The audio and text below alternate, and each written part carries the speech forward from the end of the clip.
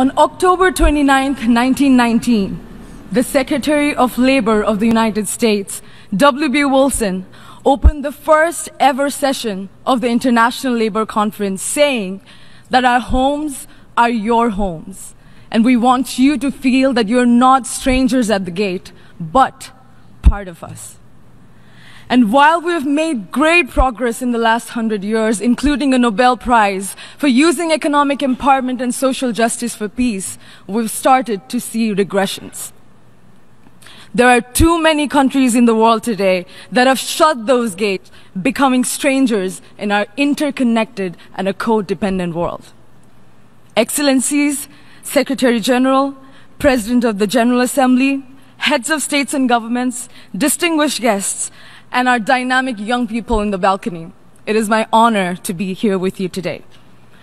My name is Amatya. I'm from Nepal, and I'm speaking on behalf of the United Nations Major Group for Children and Youth. We are the General Assembly mandated youth engagement mechanism at the UN, originally created in 1992 as an outcome of Agenda 21. And these words come from a constituency of over 7,000 youth-led entities from over 170 countries and territories, from local informal grassroots groups to large youth-led organizations, some even older than the UN. And despite our failing education systems, we've done our homework. The Constitution of the ILO opens, stating that universal and lasting peace can be established only and only if it is based upon social justice. Secretary Wilson echoed this, saying that war is waste.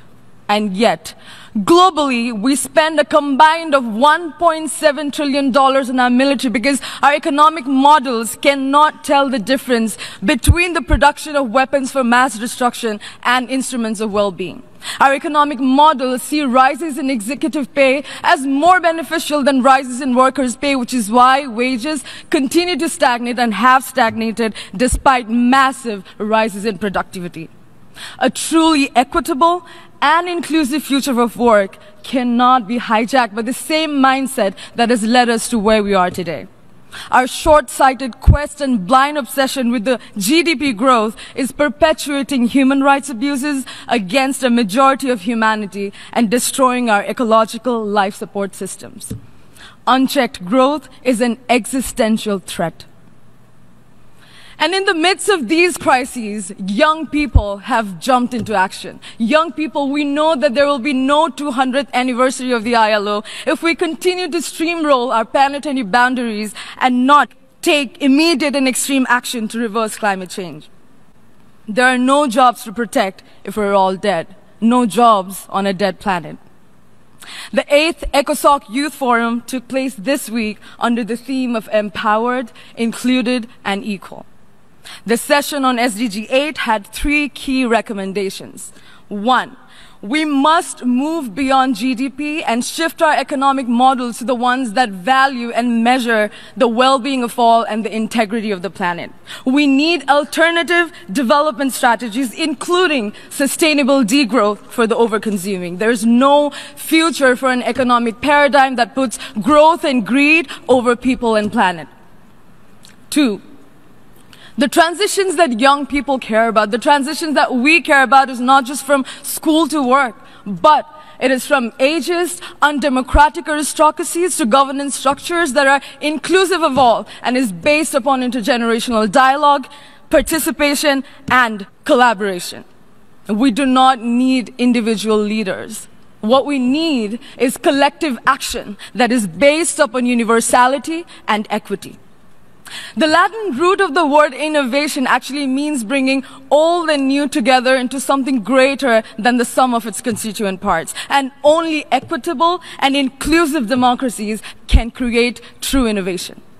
3, young people's trust in institutions are at an all-time low.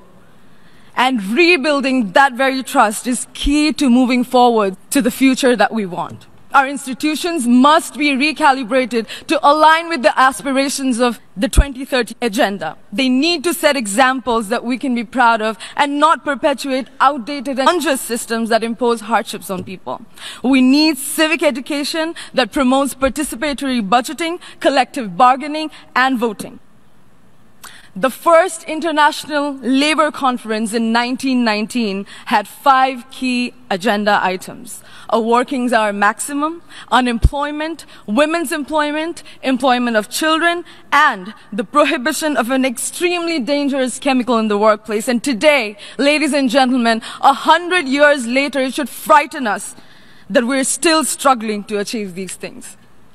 Again, universal and lasting peace can be established only if it is based upon social justice.